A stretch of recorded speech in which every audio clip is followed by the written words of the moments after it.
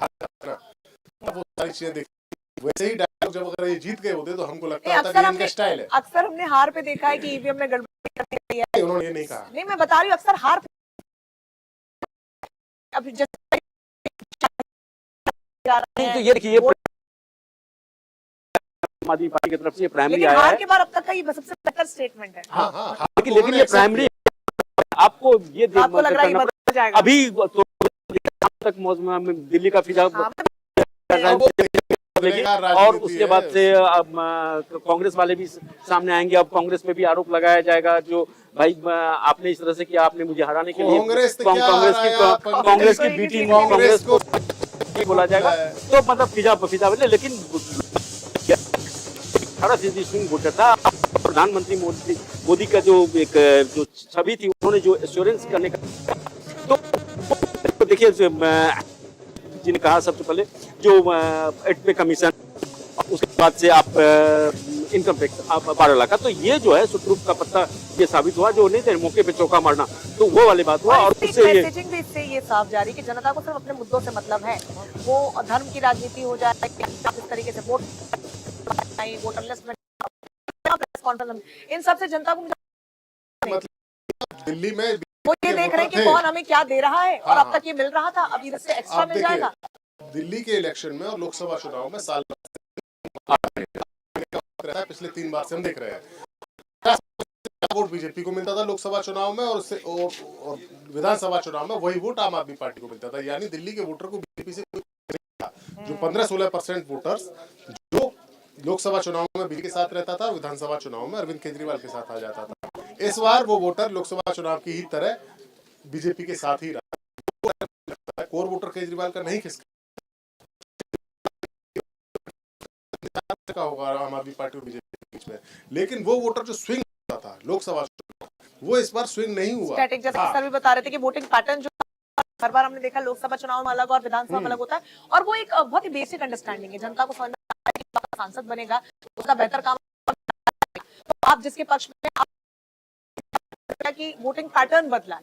और इसमें देखिए इसमें नहीं बदला है। देखिए लोकसभा चुनाव में 50% प्लस नहीं है, तो देखिए जो 52 पॉइंट समथिंग जो है 3 पॉइंट समथिंग इनके पास था। और आपका 52 ऐसा सीट, 52 सीट पे बीजेपी लीड ले रही थी। अगर विधानसभा के पढ़ते 8 सीट पे बीजेपी, 10 सीट पे बीजेपी और 52 सीट पे बीजेपी, 10 सीट पे और 8 सीट पे कांग्रेस थी। तो ये जो बहस उस तरह से उसी में ये तब कि आप कांग्रेस और इसको दोनों का वो सीट पे तब्दील हुआ। मैं वोट शेयर की बात कर रहा हूँ। वोट शेयर उतना डिफरेंस नहीं है दोनों के। मैंने वोट शेयर का जो है सो डिफरेंस होगा, लेकिन लोकसभा और जो लोग जो विधानसभा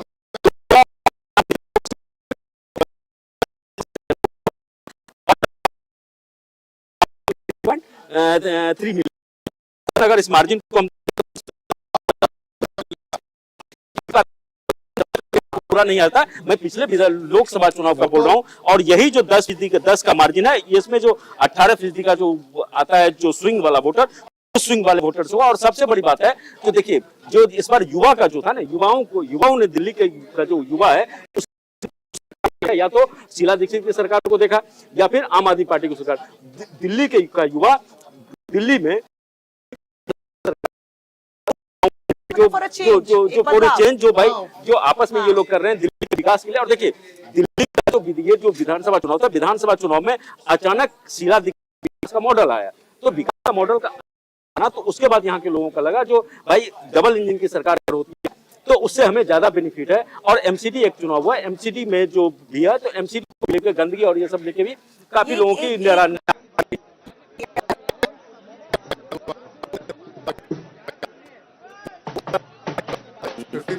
अभी तक का जो आंकड़ा है वो ये है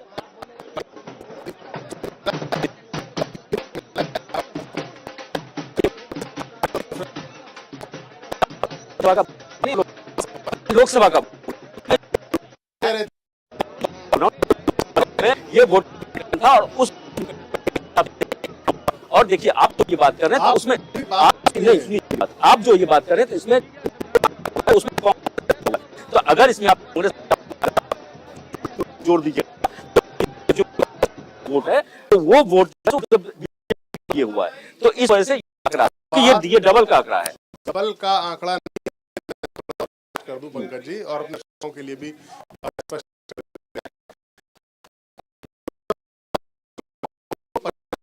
ज्यादा वोट मिला था मैं उस पैटर्न हुई है। इस बार के बीच में 2% में इसलिए बढ़ा है। जो आप देखिए सीटें जो कांग्रेस प्रत्याशी को जो वोट मिला है, अगर उधर अगर आप आम आदमी पार्टी में अगर उसको ऐड कर दें तो कुछ और हो सकता है। और आम आदमी पार्टी और कांग्रेस की लड़ाई में जो यहाँ का जो वोटर था वो कंफ्यूज हुआ, और वो कंफ्यूज बीजेपी की तरफ वोट किया। पे और आगे बढ़ते हैं। हमारे साथ रोहन भी जुड़ चुके हैं, हमारे साथी रोहन आ चुके हैं। ये भी काफी लंबे टाइम से दिल्ली इलेक्शन की स्टोरीज को कर रहे थे और इसको बारीकी से मॉनिटर कर रहे थे। रोहन, अब तो स्थिति एक तरीके से स्पष्ट हो चुकी है। 47-23 या 48-22 ये स्थिति अब हो चुकी है। अब यहाँ बात शुरू होती है। जीत तो हो गई। आज शाम को प्रधानमंत्री नरेंद्र मोदी भाजपा कार्यालय में जाकर विजयी संदेश अपना होता विजयी भाषण वो भी दे देंगे। अब असली गेम शुरू होता है, कौन बनेगा मुख्यमंत्री। दिल्ली के मुख्यमंत्री की कुर्सी ऐसी कुर्सी जो बीजेपी की बहुत इल्यूसिव थी। बीजेपी के लिए 27 साल से बीजेपी इस कुर्सी के लिए तरस रही थी, एक तरह से कहा जा सके। हर बार चुनाव लड़ती थी। 3 बार शीला दीक्षित ने उनको 3 बार अरविंद केजरीवाल ने हासिल नहीं करने दिया। 2013 के चुनाव में बहुमत से 3-4 सीट पीछे। मुझे याद है डॉक्टर हर्षवर्धन थे, बीजेपी के लीडर थे, बात थी कि उन्हीं को मुख्यमंत्री बनाया जाना। कहते थे कि 4 एमएलए कहां से लेके आऊं। वहां से केजरीवाल आए और ऐसे छाए कि 2 बार उन्होंने दिल्ली में बाकी अपोजिशन का सुपड़ा साफ किया। लेकिन स्थिति बदली है। दोबारा बीजेपी का बहुमत मिल चुका है, बहुमत मिलने वाला है अगर ये रुझान रिजल्ट में तब्दील होते हैं। अब मुख्यमंत्री कौन बनेगा, रोहन काफी देर से इस चीज की रिसर्च भी कर रहे थे। अपने दर्शकों को बताएंगे कौन कौन से वो कैंडिडेट्स हैं जो दावेदारी ठोक सकते हैं, जिनकी दावेदारी में वजन है, बीजेपी की हाईकमान कंसिडर कर सकती है। रोहन बताइए। देखिए, बीजेपी किसे सीएम बनाएगी दिल्ली का, इसका आकलन कर पाना बहुत मुश्किल है। अगर पिछले चुनाव 11 साल से केंद्र में बीजेपी सरकार में है। सबसे पहले हम सुन लेते हैं दिनेश कुमार क्या कुछ कह रहे हैं इस वक्त। हम सुन लेते चुनाव परिणाम पर। सबका विकास जीता है।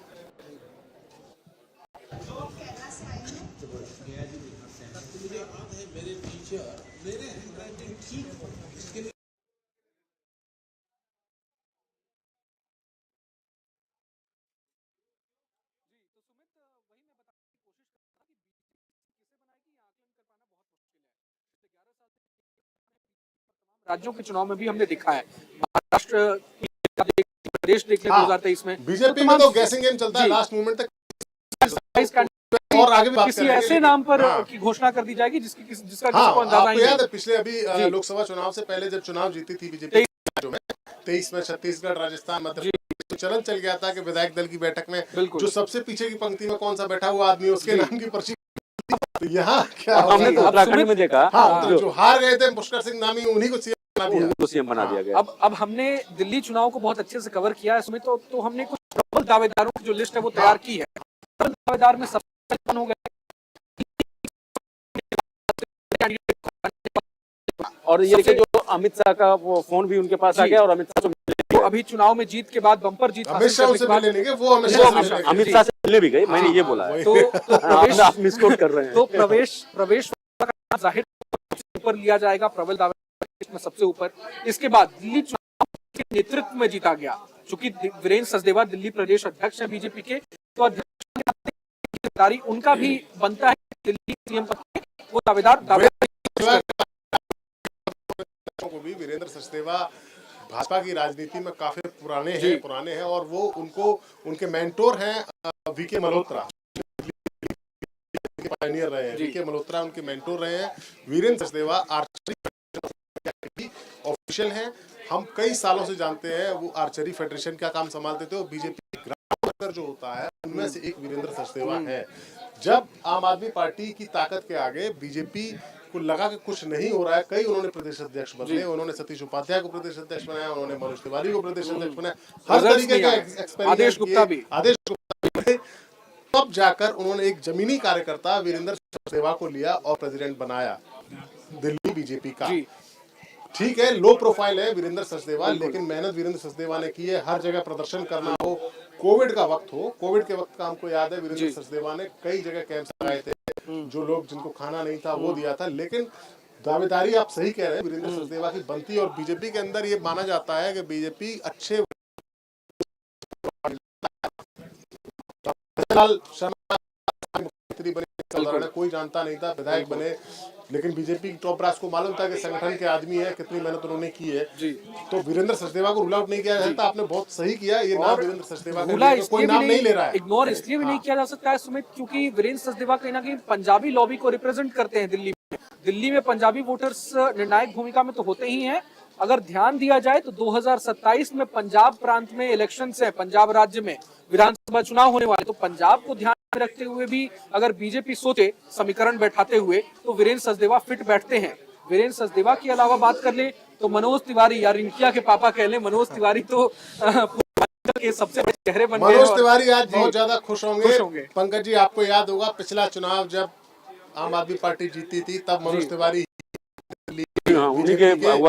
हुआ था, शाहीन बाग का प्रोटेस्ट उसी समय, वही आसपास के वक्त था। मुझे याद है जैसे ही दिल्ली विधानसभा का रिजल्ट आया था, कई सारे मीम वायरल हुए थे रिंकी, और उनको सब में मनोज तिवारी को टारगेट किया गया था, और एक तरीके से उस वर्सेस मनोज तिवारी बनाया गया था। मनोज तिवारी को टारगेट किया गया था, कई सारे मीम्स में इंटरनेट पर चुटकुले बने थे। लेकिन आज 5 साल और ये देखिए जो बीजेपी का जो ये है, सो इस बार का जो थीम सॉन्ग बना था चुनावी प्रचार का, उन्होंने मनोज तिवारी ने हर बार उसको ये किया था। तो मनोज तिवारी जिस तरह से हैं, और बीजेपी कभी भी पूर्वांचली नेताओं का जब भी जिक्र होता है तो मनोज तिवारी, रवि किशन, इन तमाम नेताओं का नाम उस लिस्ट में सबसे ऊपर आता है। दिल्ली में आप बात करें, दिल्ली में पिछले कई सालों से, करीब 1 दशक से मनोज तिवारी एक्टिव हैं। बीजेपी समय समय पर उन्हें जिम्मेदारी सौंपते आई है। आप लोकसभा चुनाव का एग्जांपल ले लीजिए, जिस तरह से कांग्रेस ने कन्हैया कुमार को नॉर्थ ईस्ट दिल्ली सीट से प्रोजेक्ट किया था, और हवा थी कहीं ना कहीं कन्हैया कुमार की सोशल मीडिया से लेकर हर जगह। अपने 7 में से 7 जो विनिंग एमपी थे, सिटिंग एमपी थे, उसमें से 6 का टिकट कट गया। मनोज तिवारी लोकसभा चुनाव में मनोज तिवारी, क्योंकि और ये सबसे बड़ी बात, 6 कैंडिडेट्स का टिकट कट गया था सिटिंग एमपी का, मनोज तिवारी का नहीं कटा था। और है कि इसी साल के अंत में बिहार विधानसभा के चुनाव भी होने वाले हैं, तो बीजेपी इस लिहाज से भी एक पूर्वांचल के कैंडिडेट को, पूर्वांचल के चेहरे को कहीं ना कहीं सीएम के तौर पर कर सकती है। मनोज तिवारी के बाद बात कर लेते हैं रमेश बिधूड़ी की। रमेश बिधूड़ी, हालांकि सीएम पद की रेस में उनका नाम काफी आगे चल रहा था, मगर कालकाजी सीट से दिल्ली की सिटिंग चीफ मिनिस्टर आतिशी से वो चुनाव हार गए, इसलिए अब दावेदारी स्ट्रॉन्ग अब नजर नहीं आ रही है। रमेश बिधूड़ी के बाद बात कर लेते हैं दुष्यंत कुमार गौतम का। राष्ट्रीय महासचिव भी रह चुके हैं, और दुष्यंत कुमार गौतम चुनाव भी अब जीत चुके हैं। इस बार तो मैं सीट उनकी भूल रहा हूं, लेकिन चुनाव जीत गए हैं। तो दुष्यंत कुमार गौतम भी, और चूंकि दलित चेहरा है, तो कहीं ना कहीं वो बैकवर्ड कास्ट को साधने के लिए दुष्यंत कुमार गौतम का नाम एक यहाँ जाति से आते हैं, तो और ये बीजेपी की राजनीति को सूट भी कर रहा है, क्योंकि प्रधानमंत्री मोदी का देखिए, और अमित शाह का जो अभी चुनावी रैली हुआ था, उस चुनावी रैली में लगातार वो कर रहे थे जो अब यहाँ का जो है सो ओबीसी या SC/ST कैटेगरी को अरविंद केजरीवाल को मौका मिला, लेकिन उन्होंने दलित चेहरा को आगे नहीं बढ़ाया। तो हाँ, तो उससे एक जो ये मैसेज मौजूदा राजनीति है पंकज जी और रोहन, वो चीफ मिनिस्टर स्टेट का बनाते हैं, उसके बिल्कुल आप देखिएगा कि तरीके से मध्य प्रदेश में आपके sitting chief minister Shivraj Singh Chouhan performance किया उन्होंने, उनकी यादव को चीफ मिनिस्टर बनाया गया। मोहन यादव को मध्य प्रदेश के बाहर शायद ही बहुत लोग जानते हो, बिल्कुल है ना, लेकिन उनको चीफ मिनिस्टर बनाया गया क्योंकि एक परसेप्शन ये बना हुआ था कि बिहार और यूपी के यादव मतदाता है वो बीजेपी से थोड़ा सा दूर रहते हैं, बीजेपी से परहेज करते हैं। एक मैसेज दिया गया कि आज की डेट में देश में कहीं भी एक कोई यादव अगर चीफ मिनिस्टर है तो बीजेपी के रूल स्टेट में ही है, और कहीं पर नहीं है शायद मेरी जानकारी में। तो एक मैसेज दिया गया। छत्तीसगढ़ में मुख्यमंत्री बनाया गया विष्णुदेव साय को, एक आदिवासी को मुख्यमंत्री बनाया गया, और ये जो एक मैसेज दिया गया कि हमने एक आदिवासी राष्ट्रपति बनाए, हमने एक आदिवासी मुख्यमंत्री बनाए, तो एक बड़े वोट बैंक को साधा भी गया। उसके बाद आप देखिए राजस्थान में जब पार्टी के भीतर एक इमेज बन रही थी, एक पूरी परसेप्शन बन रहा था कि पार्टी में शायद ब्राह्मणों की को इग्नोर किया जा रहा है, ब्राह्मणों को हर जगह डिप्टी चीफ मिनिस्टर ही दिया जा रहा है। भजन लाल शर्मा को और भी मतलब मैं ये नहीं कहता कि केवल का कोई फैक्टर नहीं होगी, उनकी बाकी योग्यताएं हाई कमांड ने देखी होगी, जिसके बाद उन्हें चीफ मिनिस्टर हुआ। लेकिन बीजेपी कई शिकार करती है, एक गोटी अगर वो चलती है तो उससे कई सारे समीकरण बीजेपी साधने की कोशिश करती है। ये मौजूदा बीजेपी देखिए मौजूदा आप अगर बीजेपी की रणनीति देखें तो बीजेपी जो अभी जितनी भी पार्टियां हैं उस पार्टियों में उसका जो प्लानिंग होता है वो काफी लंबा होता है, काफी दूरदर्शिता वाला होता है। वही। तो उस प्लानिंग में उनके सियासत में कौन फिट बैठता है ये बड़ा ये तो मैं इसलिए इनका मतलब थोड़ा सा दुष्यंत गौतम में जी। जो देखिए अभी जिस तरह से विपक्षी पार्टियां संविधान को लेके हमलावर है, दलित विरोधी दलित बीजेपी विरोधी जो अभियान चला रहे हैं, तो जी। उसमें हो सकता है जो एससी समुदाय से आते हैं, जी। संघ के भी करीबी हैं, बीजेपी के जमीनी नेताओं इनका दावेदारी मजबूत है। तो दुष्यंत गौतम को लेकर ये बातें चल रही हैं। दुष्यंत गौतम को लेकर हालांकि आलाकमान क्या फैसला लेती है देखने वाला है। लेकिन दो और कैंडिडेट सुमित जी और पंकज जी जिनके नाम